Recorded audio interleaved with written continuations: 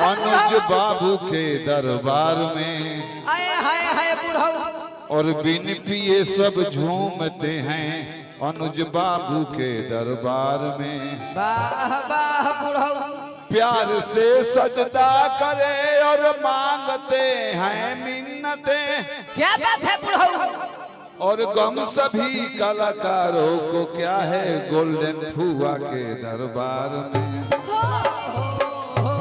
इता एबेरा तिलक बा जी बूढ़ा बाबा जा दिन बारात जाई तो पहले के बारात में गोल्डन भैया नाच जब रहत रहे हई जन सेहरा का बाता दुल्हे का सेहरा तो पाकिस्तानी सेहरा हिंदुस्तान का सेहरा ना है ना ओ घर सेहरा का बात रहे 20 बरिस के पुरान माला बक्सा में धइल भकड़। हां जी आ उहे नचनिया ले जाके डलिए सब दुल्हा के माला सेहरा ओ घड़ी कौन सेहरा का बात रहे ए बाबा वाह वाह। आ 4 बजे भोर जब हो जाई हां जी तो लेडीज जब थाक जात रही तो कैसे डांस करत रही कैसे सेहरा। हाँ वो माला से दुल्हा बेहोश हो जाता है। अरे की गुथे फुल नूर का सेहरा कुर्ता सा भारी देख लियो। अरे की गुथे फुल नूर का सेहरा की मुबारक हो मुबारक।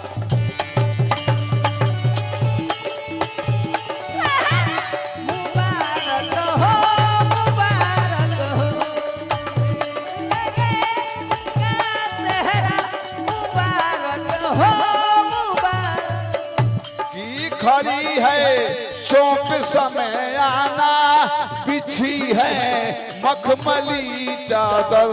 खड़ी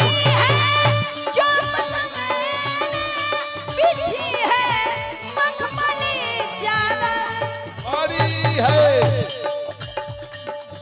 चौप समय आना बिछी है मखमली चादर बिछी है मखमली चादर।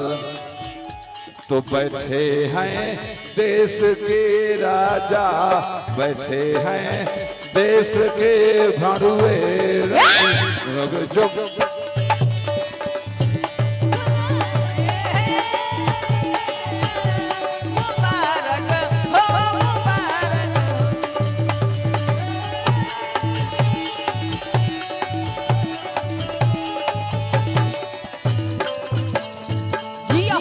ओकरा बाद गोल्डन भैया।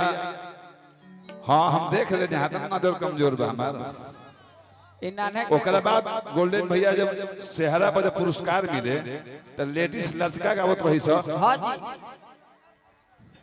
हाँ ओकरा बाद कैसे पुरस्कार बोलल जात रहे। दिल में लग गया चोट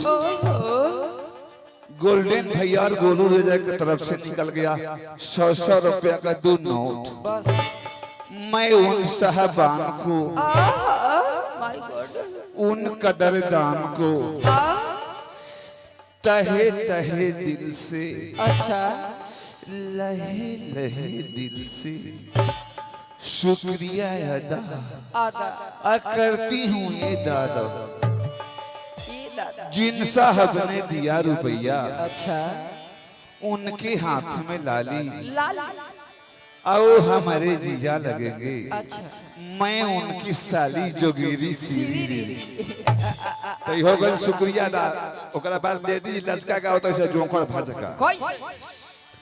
अरे की जनती की पिया हमार मिल जई है करिया की जनती की पिया हमार मिल जई है करिया। तो चढ़ल तिलक फेर वही कुआरे रही चढ़ल तिलक फेर वही कुआरे रही जइती सखी। चढ़ल तिलक फेर वही कुआरे रही जइती कुआरे रही जइती सखी कुआरे रही जइती सखी। अरे कि नैहरा में खूब कोड़वाई की कुआरे रही। अरे नैहरा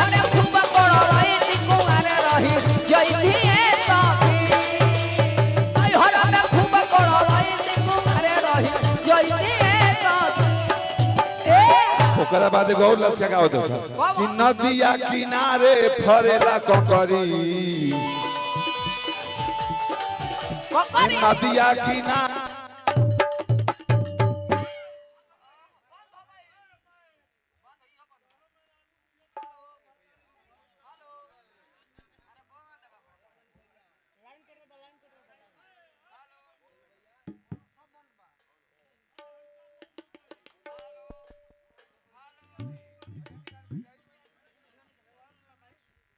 हेलो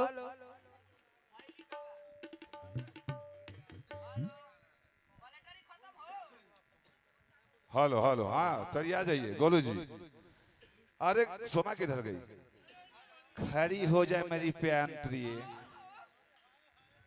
अब के तो पहनाए के दुहाए के बेरा भइल बाल्टी भरी भाई गिर गए ये कर दूध 250 रुपए किलो बिकाला। गोलू गोलू पिए संगमा के नाती है गिर गाय है कर दूध 250 रुपए किलो। चलिए आइए 2 किलो अरे कि नदिया किनारे फरेला ककरी नदिया किनारे फरेला ककरी बिना मौगी के मर्दा खोजेला बकरी बिना मौगी के मर्दा खोजेला बकरी।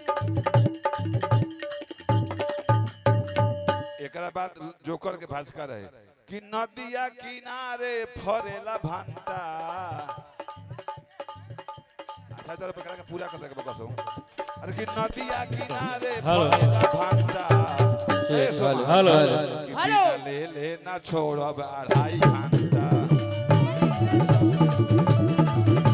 2.5 घंटा हो 2.5 घंटा 2.5 घंटा हो 2.5 घंटा कि बिना ले ले ना छोड़ब 2.5 घंटा।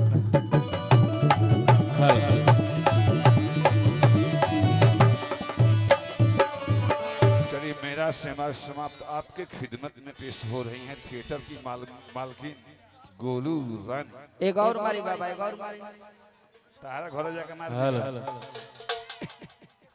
घरे हमरा जे को सुत जीव बुढ़ऊ हम जाना तो